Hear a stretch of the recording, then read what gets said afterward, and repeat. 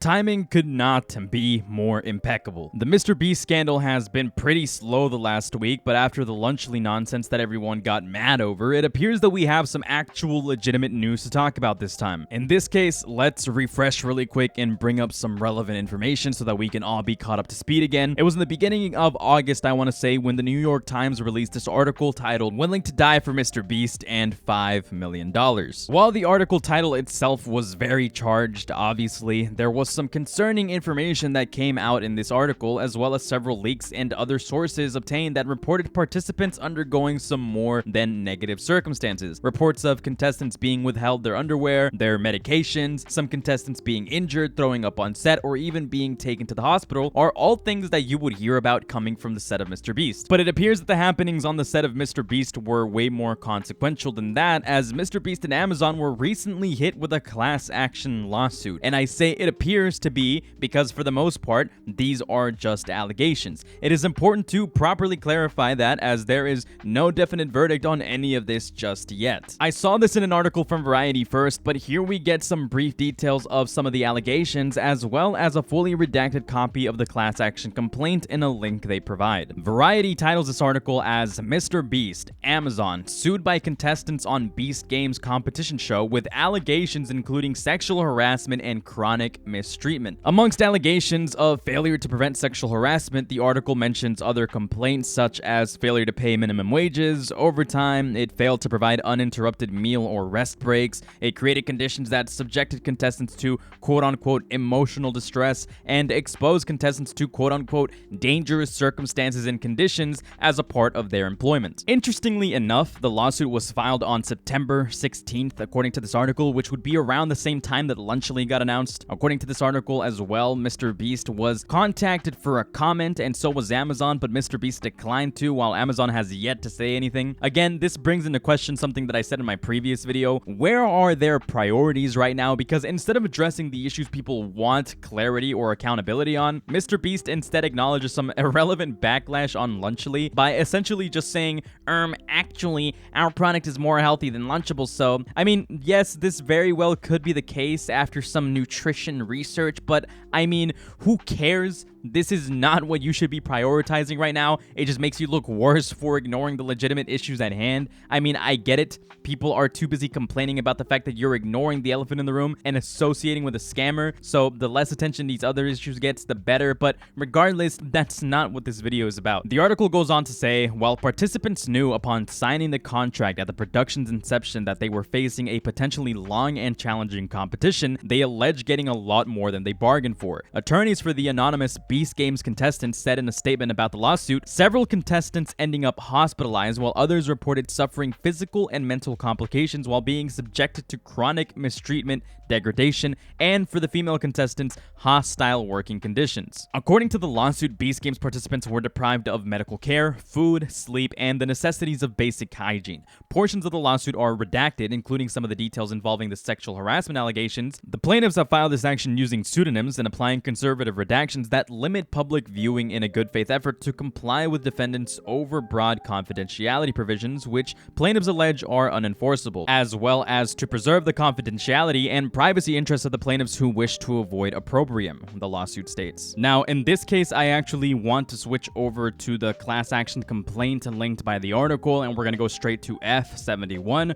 where it states, production defendants additionally created a toxic and hostile work environment for, in particular, the female contestants who suffered redacted, as well as sexual harassment throughout the production, as more fully detailed below, which was not only noticed but allowed and even redacted by the production defendants. Redacted. And apparently, this was allowed because of marching orders from the top. Now, I'm not going to try to even attempt to decipher what the redactions are saying as to not obfuscate what the document is actually saying, but there are inferences you can make when actually reading in between the lines of this document. I'm not going to imply anything though, because that would be reckless, but it's interesting to read what else they have to say. Number 1, purported How to Succeed in Mr. Beast production handbook states that it's okay for the boys to be childish, and if talent wants to draw a dick on the whiteboard in the video or do something stupid, let them. Really, do everything you can to empower the boys when filming and help them make content. Help them be idiots. Then looking at what follows, number 2, we see helping the boys make content apparently translated to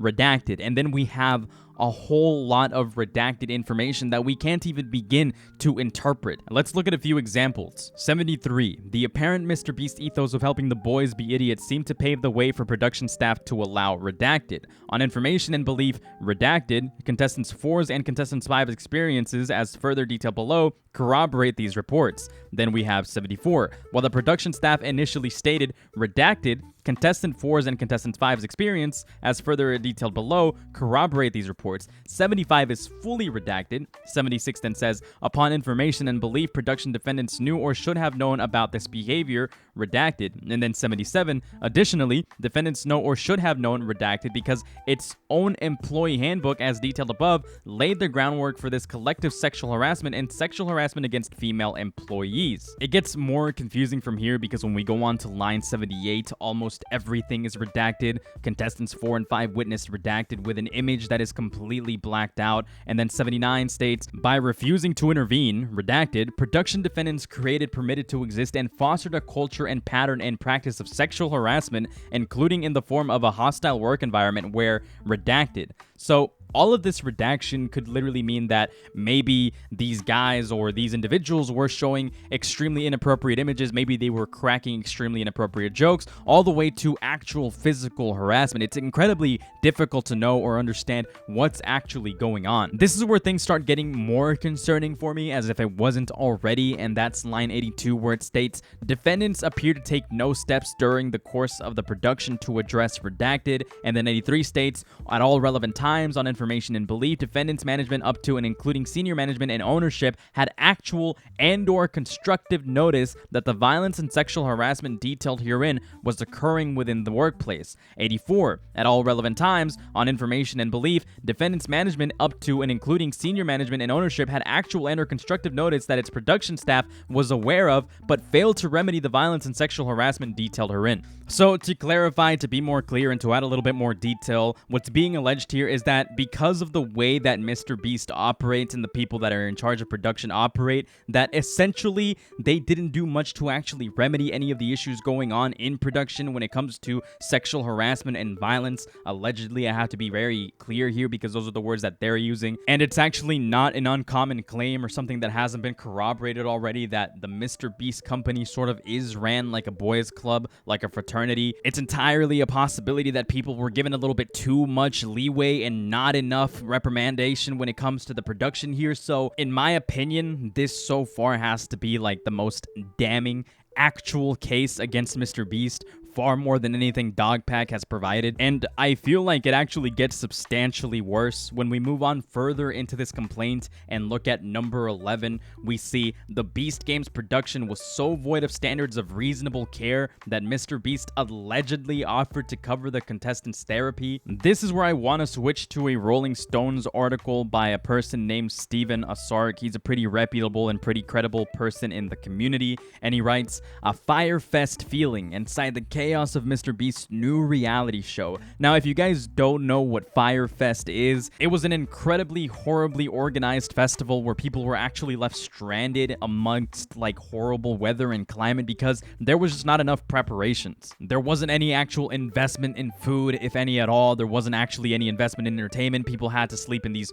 terrible looking pods, and it was just a terrible event all around. Some people actually suffered from dehydration and other issues, but I digress. Let's move into the article. So in this Rolling Stones article, we actually see some corroboration for some previous claims, with Steven writing, internal documents, NDAs, call sheets, and set photos obtained by Rolling Stone from crew members who worked on the Toronto leg of the event describe a potentially unsafe working environment that was disorganized, wild, and staffed with a crew with little experience on a project of this scale. But Beast Games has no precedent. It's a Firefest kind of feeling. One crew member who worked in Toronto and left the production early says, there's a reason why this level of production hasn't been attempted before, and it certainly should never have been attempted without people that know what they are doing. There's also this excerpt here that Steven wrote that piques my interest, stating, after production wrapped, the Mr. Beast team sent out an email seen by Rolling Stone to knocked out contestants, offering a $1,000 payment to all contestants as well as an additional $1,000 payment for those eliminated. All expenses people took on due to travel hiccups with the CrowdStrike outage, and all medical needs either during or after the games will be fully covered, it bright red.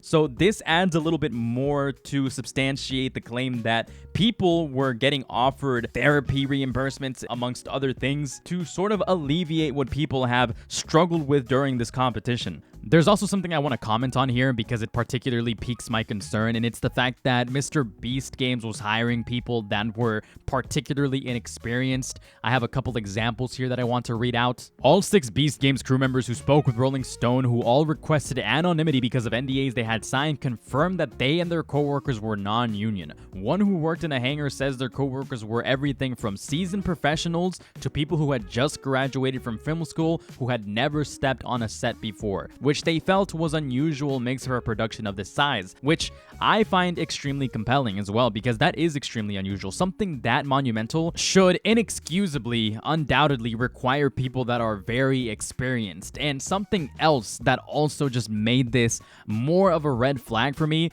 was this. There was also a post on the Ontario Paramedic Students Facebook page on August 5 looking for any medics interested in a 24-hour shift paying $350 for a 10-hour day. When asked in the comments if the gig was open to students, the poster said they could make it work. Now, while that's not incredibly indicative of anything, it is still extremely concerning that they may potentially have underqualified individuals working on something that would require a lot of attention to detail, a lot of care, and a lot of safety. There's also this excerpt here that substantiates the idea that the crew was underqualified, irresponsible, and that contestants faced potentially dangerous mistreatment. When temperatures hit upwards of 90 degrees, 2 crew members tell Rolling Stone, production members in the hangar they worked in turned off air conditioning and fans during certain challenges because they didn't want to interfere with the atmosphere, and conditions were not ideal. They are so disorganized that they keep people running around the clock. A third crew member with a decade of experience in production says guards and contestant wranglers were required to wear suits and polyester hoods. Also, to sort of corroborate the claim mentioned in the lawsuit that people were either getting paid late or not getting paid at all, there's this excerpt here. 4 crew members Rolling Stone spoke with claimed they were either paid late or not what they were owed. One PA says they didn't receive a paycheck for the first 3 weeks they worked, and another says I never received one correct paycheck from the entire show. According to the crew members, accounting used Revolution Entertainment Services, RES, for payroll, a company none of them had ever used in past productions. The company did not immediately reply to a request for comment. Now, there's this entire part right here that raises some serious concerns for safety in regards to not just contestants, but also the people that were working on the Mr. Beast games. On August 17, Toronto experienced a large storm and record-breaking rainfall that flooded the set. They stopped actively filming for 36 hours, but, says one production assistant, workers were told to keep working with piles of electrical equipment literally submerged underwater. They were squeegeeing hangers and trying to keep the water away from equipment, and the work definitely didn't stop when the rain was on, the PA says. It was flooding from the floor up and from the ceiling down, another PA says about one of the hangars.